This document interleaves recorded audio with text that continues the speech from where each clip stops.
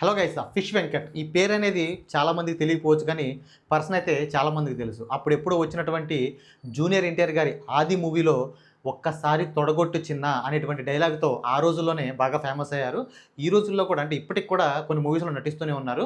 ఈయనకి ఈ మధ్యన ఒంట్లో బాగోక హైదరాబాద్ గాంధీ హాస్పిటల్లో చేరితే ఈయనకి 2 కిడ్నీలు ఫెయిల్ అయిపోయినాయని చెప్పి డాక్టర్లు చెప్పడంతో ఫ్యామిలీ మెంబర్ సుమన్ టీవీ ద్వారా ముందుకొచ్చి, మా నాన్నగారికి 2 కిడ్నీలు ఫెయిల్ అయిపోయినాయి, మా దగ్గర ఖర్చులు కూడా డబ్బులు లేవు, మా నాన్నగారు ఎన్నో మూవీస్లో నటించారు, ఎవరైనా పెద్ద మనసు చేసుకొని ముందుకొచ్చి సాయం చేస్తే బాగుంటుందని చెప్పేసి సినిమా ఇండస్ట్రీలో ఎవరైతే పెద్దలు ఉన్నారో ఆ పెద్దల్ని కోరడం జరిగింది. ఇదిలా ఉండగా ఫిష్ వెంకట్ గారి డాక్టర్కి ఒక కాల్ రావడం జరిగింది.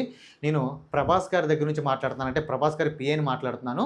మీకు ఏ భయం లేదు, ఎవరన్నా కిడ్నీ డోనర్ ఉంటే చూడండి, మీకు 50 లక్షల వరకు మేము ఖర్చు పెడతాం, మీరు ఎటువంటి భయపడమాకండి అనగానే ఈవిడ చాలా సంతోషంతో సోషల్ మీడియాలో ఈవిడ చెప్పడం జరిగిందనమాట. అంటే అదే సుమన్ టీవీకి కూడా చెప్పడం జరిగింది. ప్రభాస్ గారు మాకు హెల్ప్ చేస్తున్నారు 50 లక్షల వరకు ఇలా అని చెప్పేసి. ఈ వార్త కూడా చాలా చక్కర్లు కొట్టింది. చాలామంది వీడియోలు కూడా చేశారనమాట. ప్రభాస్ అన్న మంచి మనసుతో ముందుకొచ్చాడు, ప్రభాస్ అన్న ఆదుకుంటున్నాడని చెప్పేసి ప్రభాస్ అన్నని పొగుడుతూ చాలా వీడియోలు చేశారు. ఎందుకంటే ప్రభాస్ అన్న గతంలో చాలామందికి, ఇలాంటి వాళ్ళకి చాలామందికి హెల్ప్ చేస్తున్నాడు కాబట్టి ఇది వాస్తవమే అనుకుని చెప్పి చాలామంది ఇలా వీడియోలు చేయడం జరిగింది. ఇది ఇలా ఉండగా ఈవిడే ఎవరైతే ఫిష్ వెంకర్ గారు డాట్ ఉన్నారో ఈవిడే ఇది వాస్తవం కాదు, ఫేక్ న్యూస్ అంట, వాళ్ళు మేము రిటర్న్ కాల్ చేస్తుంటే వాళ్ళు లిఫ్ట్ చేయట్లేదు, ప్రభాస్ గారి పిఏ అని చెప్పేసి ఫేక్ కాల్ వచ్చింది మాకు, అది వాస్తవం కాదని చెప్పేసి మళ్ళీ తర్వాత ఆవిడే చెప్పారనమాట. ప్రభాస్ కాల్ వచ్చింది అని చెప్పి, ప్రభాస్ హెల్ప్ చేసిందని చెప్పి అందరూ అంటున్నారు. అది ఫేక్ న్యూస్ అండి. నాకు ఒక కాల్ వచ్చింది, ప్రభాస్ పిఏ అని చెప్పి ఇలా అని చెప్పేసి, అంటే కొంతమంది అంటే ఇది వాస్తవం అని చెప్పి వీడియోలు చేస్తారు, ప్రభాస్ అన్న అట్లా ఇట్లా అని చెప్పేసి వీడియోలు చేస్తారు. తప్పులేదు, ఎందుకంటే ప్రభాస్ అన్న గతంలో చాలామందికి ఇలా హెల్ప్ చేస్తున్నారు కాబట్టి వీడియో చేస్తారు. ఈ వీడియో చేసిన వాళ్ళు ఎవరైతే ఉన్నారో వీళ్ళు మళ్ళీ ఇది ఫేక్ అని తెలియగానే పాపం వాళ్ళ మొహం ఇట్టుపోయిందనమాట. ఎందుకంటే అది వాస్తవం అనుకున్నారు. ఎందుకంటే ఇప్పుడు ఫిష్ వెంకట్ గారి ఫ్యామిలీ అంటే ఇప్పుడు ఇది ఇలా పెట్టుకుని చాలామంది ఏమంటున్నారంటే ప్రభాస్ గారు మోసం చేశారు, ఫిష్ వెంకట్ గారు మోసం చేశారు ప్రభాస్ గారు అని చెప్పేసి ప్రభాస్ గారి మీద నెగిటివ్గా కొంతమంది చెప్తున్నారు. కొంతమంది ఏమో ఎవరైతే ఫిష్ వెంకట్ గారి డాక్టర్ ఉన్నారో ఈవిడ కన్ఫర్మ్ చేసుకోకుండా ఇలా న్యూస్ చెప్పడం ఏంటని చెప్పేసి ఈవిడ మీద కూడా కొంతమంది నెగిటివ్గా చెప్తారు. అయితే మరి ఎవరిది ఇందులో తప్పు అంటే ఇందులో ఎవరిది తప్పు కాదు. ఎందుకంటే ఇప్పుడు దాకా తెలిసిందో లేదో ప్రభాస్ గారి విషయం తెలిసి ఉండకపోవచ్చు. ఎందుకంటే ఆయన చాలా పెద్ద పెద్ద సినిమాలు చేస్తున్నారు, అసలు ఆయన ఇక్కడ ఉన్నారో లేదో, వేరే దేశంలో ఉన్నారో వేరే రాష్ట్రంలో ఎవరికీ తెలియదు.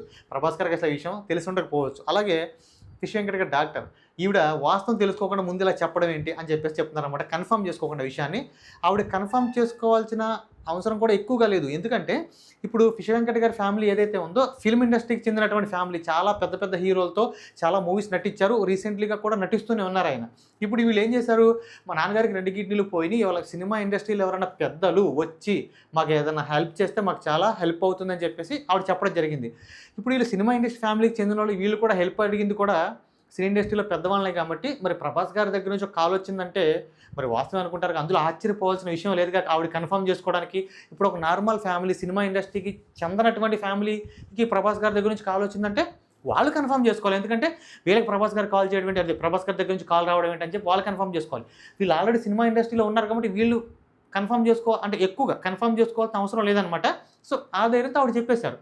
ఆ తర్వాత ఫేక్ అని తెలిసిన తర్వాత మళ్ళీ ఆవిడే చెప్తున్నారనమాట. సో ఈ విషయం నమ్మి మాకు హెల్ప్ జరిగిందని చాలామంది సాయం చేసేవాళ్ళు కూడా ముందుకు రావట్లేదు, కొంతమంది ఆకతాయిలు చేసినటువంటి పనికి మాకు ఇట్లా జరిగిందని చెప్పేసి ఆవిడ చెప్తున్నారనమాట. సో ఇది ఇలా ఉండగా ఫిష్ వెంకట్ గారి ఫ్యామిలీలో ఆయన కజనో ఎవరు అనమాట ఇలా చెప్తున్నారనమాట.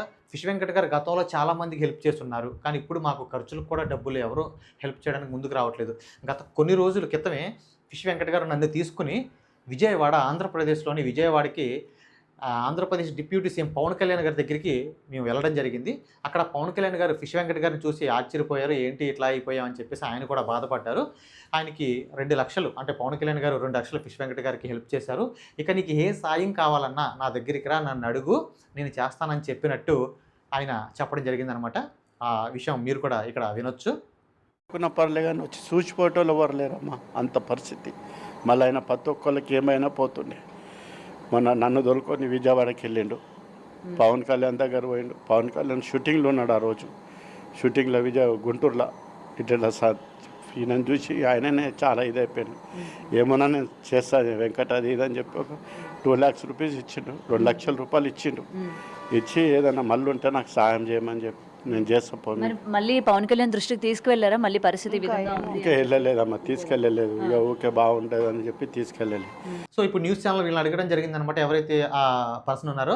ఇప్పుడు మరి మీరు ఈ విషయాన్ని పవన్ కళ్యాణ్ గారి దగ్గరికి తీసుకెళ్లారా? అప్పుడు విష్ వెంకట్ గారికి ఇంత సీరియస్గా ఉందని ఈ మ్యాటర్ అనేది పవన్ కళ్యాణ్ గారి దగ్గరికి తీసుకెళ్లారంటే ఆయన ఏమంటున్నారంటే, పవన్ కళ్యాణ్ గారు గతంలో హెల్ప్ చేస్తున్నారు కదండి, మళ్ళీ వెళ్తే ఏం బాగుంటుందో లేదని చెప్పేసి మేము వెళ్ళలేదని చెప్తున్నారు. సో ఇలా కాదండి, ఖచ్చితంగా ఈ విషయం అనేది పవన్ కళ్యాణ్ గారి దగ్గరికి విషయం తీసుకెళ్ళాలి. ఎందుకంటే ఆయనకి ఈ విషయం తెలియదు కాబట్టి, ఆయన అక్కడ బిజీగా ఉన్నారు కాబట్టి ఈ విషయం ఇంకా ఆయనకి తెలిసి ఉండకపోవచ్చు. ఈయనకి ఇంత మ్యాటర్ ఇంత సీరియస్గా ఉంది, 2 కిడ్నీలు చెడిపోయాయని చెప్పేసి విషయం తెలిసి ఉండకపోవచ్చు. ఖచ్చితంగా పవన్ కళ్యాణ్ గారి దగ్గరికి వెళ్తే హెల్ప్ జరుగుద్ది.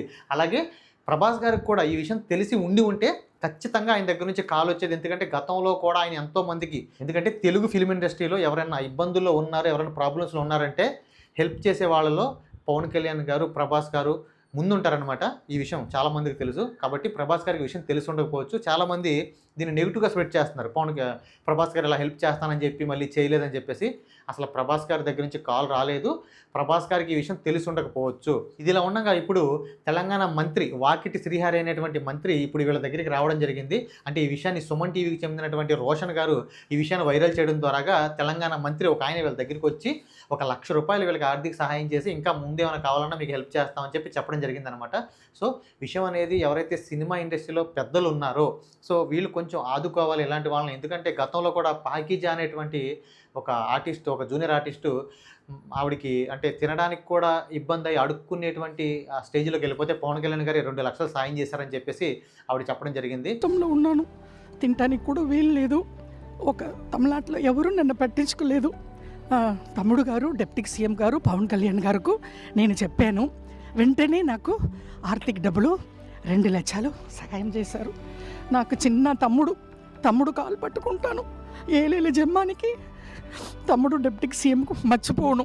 ఇప్పుడు ప్రజలు తీసుకెళ్ళి ఒక స్థాయిలో కూర్చోబెట్టినటువంటి ఎవరైతే పెద్ద ఇండస్ట్రీలో పెద్ద వాళ్ళు ఎవరైతే ఉన్నారో వాళ్ళు ఒక చూపు వీళ్ళ వంక చూస్తే ఖచ్చితంగా వీళ్ళ ఇబ్బందులన్నీ తీరిపోతాయి అనమాట. ఖచ్చితంగా చూడాలి. ఇలాంటి జూనియర్ ఆర్టిస్టులు చాలామంది ఇబ్బందుల్లో చాలామంది ఉంటూ ఉంటారు. ఇలా ఇబ్బందులు వచ్చినప్పుడు ఒక చిన్న చూపు అంటే పెద్ద వాళ్ళు ఎవరైతే మెయిన్గా పెద్ద వాళ్ళు ఎవరైతే ఉన్నారో వీళ్ళకి హెల్ప్ చేయడం అనేది పెద్ద విషయమే కాదు, చాలా చిన్న విషయం అనమాట. వీళ్ళకి చాలా పెద్ద విషయం అనమాట. సో ఇలాంటి ఇబ్బందులు వచ్చినప్పుడు సినిమా ఇండస్ట్రీలో ఎవరైతే పెద్దలు ఉన్నారో వీళ్ళు కొంచెం ముందుకు వస్తే ఇలాంటి వాళ్ళు ఈ పొజిషన్లో అనేది అంటే ఈ పరిస్థితులు అనేది ఉండడం జరగదు. సో ఇది అనమాట ఫిష్ వెంకట్ గారికి సంబంధించినటువంటి పరిస్థితి. ఫిష్ వెంకట్ గారు త్వరలోనే కోలుకోవాలి. త్వరలోనే కోలుకుని మళ్ళీ మూవీస్లో నటించాలని కోరుకుందాం. అలాగే సినిమా ఇండస్ట్రీలో ఎవరైతే కొంతమంది ప్రముఖులు పెద్ద వాళ్ళు ఉన్నారో వీళ్ళ పరిస్థితి చూసి వీళ్ళకి హెల్ప్ చేసి వీళ్ళు త్వరలోనే కోలుకోవాలని కోరుకుంటూ, ఫిష్ వెంకట్ గారు త్వరలో కోలుకోవాలని కోరుకుంటూ సెలవు తీసుకుంటున్నాను. వీడియో మీకు నచ్చితే ఛానల్ లైక్ చేయండి. ఈ స్టోరీ విన్న తర్వాత మీకు ఏమనిపించిందో కింద కామెంట్ చేయండి. మరిన్ని ఇలాంటి కంటెంట్ వీడియోల కోసం మన ఛానల్ని సబ్స్క్రైబ్ చేయండి. Thank you.